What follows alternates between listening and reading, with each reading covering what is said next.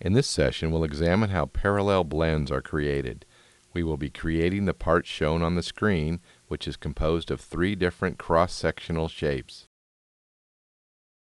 We'll begin at a point after having selected to begin a new part using the default template, and then select the drop-down commands Insert, Blend, Protrusion. And then select Parallel, Regular Section, Sketch Section, and Done. The attribute option that we'll select is Straight, followed by the Done command. And now we'll choose the front datum plane as our sketching plane, followed by the OK option. We'll next select the option Right, and then click on the right datum plane to define our reference plane. After turning the datum planes off, we'll begin sketching our first cross-section.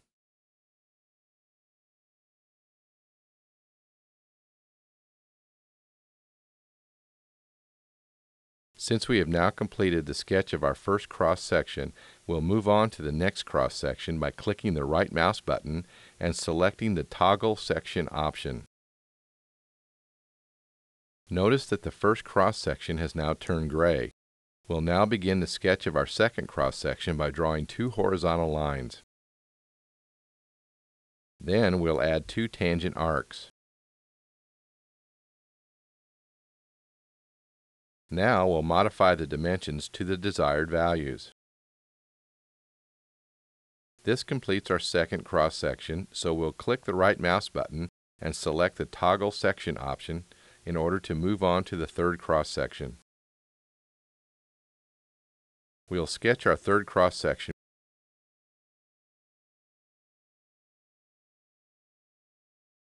Now we'll select the Continue icon since we have completed the definition of all 3 cross-sections. We'll now enter a depth of 400 for section number 2,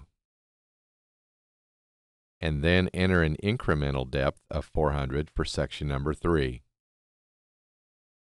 And then we'll preview and accept the new feature by clicking on the OK button.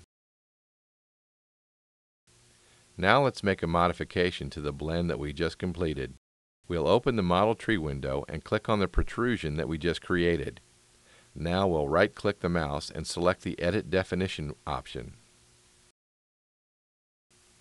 We'll now double-click on the attribute line in the Element window.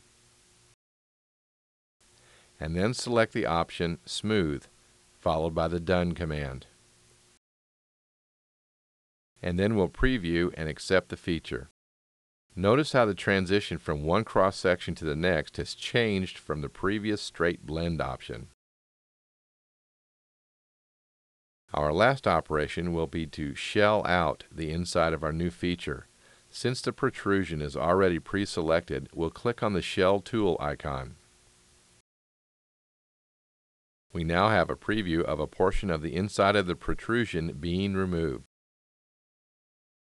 Now we will click on the References tab on the dashboard and then click on the surfaces at opposite ends of the blend feature.